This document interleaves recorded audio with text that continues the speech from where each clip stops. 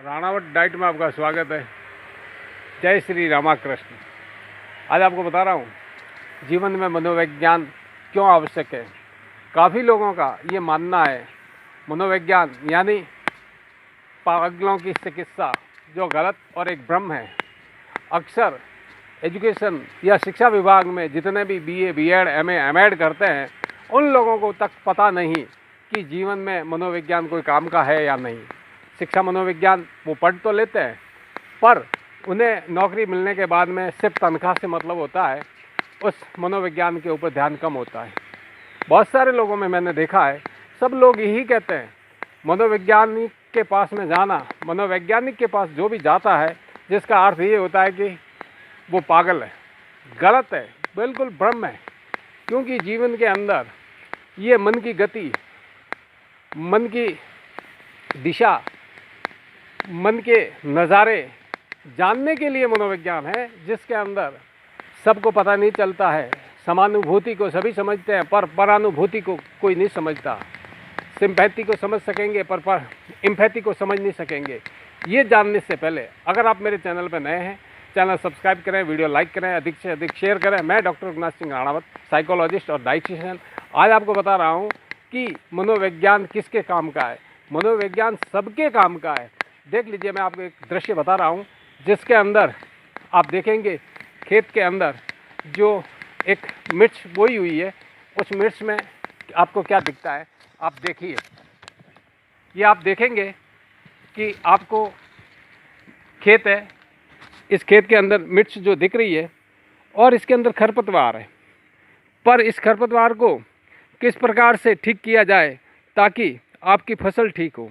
और देख लीजिए, ये अब जो आप नज़ारा देख रहे हैं, इसके अंदर खरपतवार को निकाल दिया गया है। ये मिर्च के पौधे इसमें दूर दूर से दिखाई दे रहे हैं, पर इसके अंदर जो विकार था उसका निदान कर लिया गया है। ये काम किसान करता है और ये किसान की खेती देख लीजिए आप, यहाँ पे निदान किया हुआ नहीं है, तो मिर्चों के अंदर आप देखेंगे कि खरपतवार दिख रही है। पर जब इसका निदान कर लिया जाएगा तो कचरा साफ हो जाएगा और ये इस प्रकार से इस मिर्च को पनपने का अवसर मिलेंगे। ठीक वैसे ही व्यक्ति के विचार होते हैं और उन विचारों के साथ में जो कचरा आ जाता है उसका निदान कैसे करेंगे, ये पता ही नहीं होता है बहुत सारे अभिभावकों को। बहुत सारे पदेन अधिकारी हों, बड़े व्यापारी हों, उनके बच्चों के साथ में क्या हो रहा है उन्हें पता नहीं है। उन्हें केवल यही है कि जिस जगह पे लगे हैं उन्हें उनसे धन की लालसा है और कर किस लिए है, अपने बेटों के लिए। पर बेटों के अंदर जो विकार आ चुका है उसका निदान आप नहीं कर सकते, ये आपका काम नहीं है। इसके लिए साइकोलॉजिकल टेस्ट होते हैं या उनकी जो समस्या है उन समस्याओं को सुनना पड़ता है, फिर निकालना पड़ता है, तभी वो काम ठीक हो सकता है, अन्यथा नहीं हो सकता है। बहुत सारे पढ़े लिखे व्यक्ति या अपने आप को तीरमाखा समझते हैं, पर वो समझते हैं, वो तुलना उनके दादाजी के ज़माने की या खुद के ज़माने की करते हैं उनके दिमाग में। पर आपका बच्चा वर्तमान जो शिक्षा ले रहा है वो आज के युग में है।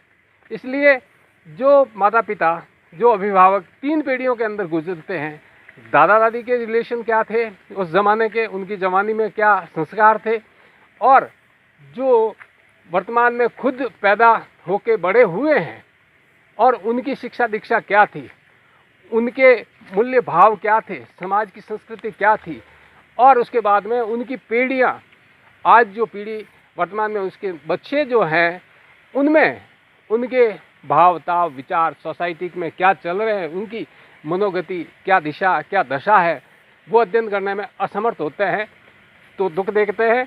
और जो इनमें समर्थन करते हुए, इन्हें देखते हुए, इन्हें संचालित करते हुए जो बच्चों को अगली पीढ़ी और पिछली पीढ़ी पिता के परिवार में सामंजस्य बना लेते हैं, उनके परिवार में विकार नहीं आता है। विकार उन लोगों के आता है जो अपने अंदाज में जीते हैं और बच्चे किस अंदाज में जीते हैं उनका पता नहीं होता है। कैसे मन गिर जाता है ना, बड़ी मुश्किल से उठाया जाता है। अब आप मानेंगे कि मर्द कैसे गिरेगा, मैं आपको बताऊं, जल और मन जब गिर जाता है तो इसको कठिनाई से उठाया जाएगा। आप एक गिलास जल को आप फेंक दीजिए, गिरा दीजिए, फिर उठाइए, उठता हो तो समय लगेगा। वैसे ही मन, आपको जल तो दिख गया पर मन दिखता नहीं है, कहाँ गिरा है, किस दिशा में है, किस दशा में फंसा हुआ है। इसलिए प्रत्येक व्यक्ति को आज के युग में जो संयुक्त परिवार के अंदर नहीं है, जो अपने धन के बलबूते पे जी रहे हैं और अपना संयुक्त परिवार न होकर किसी दूसरों के साथ में आपके बच्चे गैरों के साथ में बड़े हो रहे हैं, तो निश्चित है कि आपके बच्चों को 100% काउंसलिंग की आवश्यकता है। परंपरागत लोगों के जो परिवार हैं उनको भी मनोविज्ञान की आवश्यकता पड़ जाती है, क्योंकि वो लोग आधुनिकता के बारे में पाबंदियां ज़्यादा लगा देते हैं। तो उन्हें भी ज़रूरत होती है पर कम मात्रा में, पर सबसे ज़्यादा ज़रूरत होती है किसे?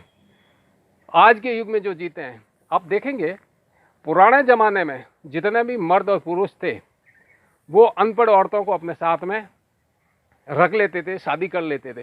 पर आज अगर देखा जाए, आज की नारी, आज की लड़की पढ़ी लिखी एक अनपढ़ के साथ तो क्या 10वीं 12वीं के पास में, या जो लड़का ग्रेजुएट भी है उनके साथ में जाने को तैयार नहीं है।